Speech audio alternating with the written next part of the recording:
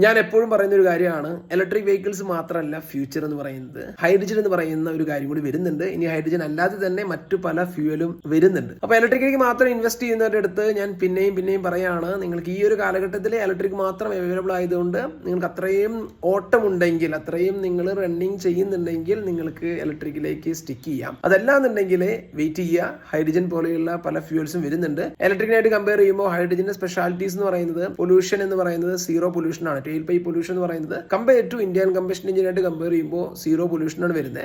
പിന്നെ അതിന്റെ by product ആയിട്ട് വരുന്ന കാര്യം എന്ന് പറയുന്നത് വാട്ടർ വേപ്പർ ആണ്. ഇനി അത് നമുക്ക് അവിടെ നിർത്താം. കാരണം ഇപ്പോൾ ഇലക്ട്രിക് വെഹിക്കിളിനെയും നമുക്ക് നോക്കുമ്പോൾ ടെയിലെൻഡിൽ വരുന്നത് ഇപ്പോൾ ഫുള്ളി ഗ്രീൻ എന്ന് പറയുന്ന രീതിയിലുള്ള കാര്യം തന്നെയാണ്. ഇനി അതല്ലാതെ വരുന്ന ഏറ്റവും ഇമ്പോർട്ടൻ്റ് ആയിട്ടുള്ള കാര്യമാണ് ചാർജിങ് എടുക്കുക, അല്ലെങ്കിൽ ഇത് ഹൈഡ്രജൻ ഫില്ല് ചെയ്യാൻ എടുക്കുന്ന ടൈം. ഹൈഡ്രജൻ ഫില്ല് ചെയ്യാൻ എടുക്കുന്ന ടൈം എന്ന് പറയുന്നത് വെറും 3 to 5 minutes മാത്രമാണ്. സോ അതാണ് ഇതിന്റെ ഏറ്റവും ഒരു ഇമ്പോർട്ടൻ്റ് ആയിട്ടുള്ള ഒരു കാര്യം. ഓൾറെഡി പല മാനുഫാക്ചേഴ്സും ഇതിന് വേണ്ടിയിട്ട് ടൈം ഇൻവെസ്റ്റ് ചെയ്യുന്നുണ്ട്, റിസർച്ച് ആൻഡ് ഡെവലപ്മെന്റ് ഇൻവെസ്റ്റ് ചെയ്യുന്നുണ്ട്. നമ്മുടെ അംബാനി ചേട്ടനെ നോക്കുകയാണെന്നുണ്ടെങ്കിൽ അംബാനി ചേട്ടൻ തന്നെ പറയുന്നത് റീ ഇമാജിൻ ചെയ്യാണ് ഫ്യൂവൽ എന്നാണ്. അതുപോലെ തന്നെ കവാസാക്കിയുടെ ഏറ്റവും ലേറ്റസ്റ്റ് ആയിട്ടുള്ള ഒരു ഹൈഡ്രജൻ വെഹിക്കിൾ, ഹൈഡ്രജൻ മോട്ടോർ സൈക്കിളിന്റെ കൺസെപ്റ്റ് മോഡൽ, ആദ്യം കൺസെപ്റ്റ് ആയിട്ടുള്ള ഒരു ഷോക്കേസ് ചെയ്ത് ഇപ്പൊ അതിന്റെ ഒരു ഒറിജിനൽ റണ്ണിങ് ആയിട്ടുള്ള ഒരു പ്രൊഡക്റ്റും അവർ ഷോക്കേസ് ചെയ്തിട്ടുണ്ട്. അപ്പൊ എന്തായാലും ഹൈഡ്രജൻ എന്ന് പറയുന്ന ഒരു ഫ്യൂവൽ കൂടി ഉണ്ട് എന്ന് മനസ്സിലാക്കുക. ചാ